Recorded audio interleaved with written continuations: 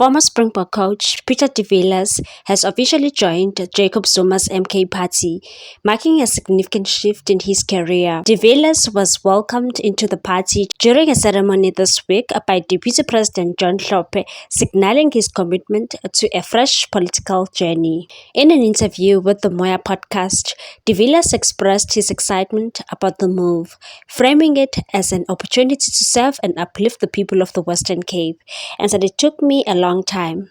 I had to investigate them, my principles, and how we can change lives through service. He emphasized his vision to restore dignity to communities, asserting that recognition and respect are more important than material needs. And that people don't want money or jobs, they want recognition. If we listen to the people and ask them what to fight for, we'll know our purpose. De Villiers, who coached the Springbok from 2008 to 2011, said he plans to bring back the same leadership principles that once drove his rugby team to success into his new political role, and said my strength lies in working with people. As a coach, I helped players think independently and act decisively.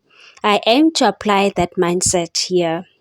He also acknowledged the challenges ahead, describing them as a battle against intangible forces of control, and said it's about empowering people to free their minds and see their potential. De Villiers' decision to join the MK party, which primarily comprises black members, has sparked discussions. However, the 67-year-old was quick to dismiss racial divides and said we tend to put people in boxes. It's not about color, because the color of our hearts is the same. De Villiers' past in politics has not been without controversy. He was removed from the Good Party in March 2023 following the allegations of sexual misconduct. Despite this, Umkhonto weSizwe party leaders expressed confidence in his abilities. Speaking at the ceremony, Judge John Hlophe lauded de Villiers as a valuable addition to the party and said we are excited to have someone of his stature.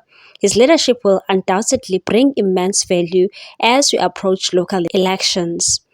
The time for talk is over. Now we act decisively to restore dignity to our people. As de Villiers embarks on this new chapter, he remains steadfast in his mission to bring change. With local elections on the horizon, his political ambitions will soon face their test. What's your take on this one, people? Thanks for watching. Please subscribe for more news.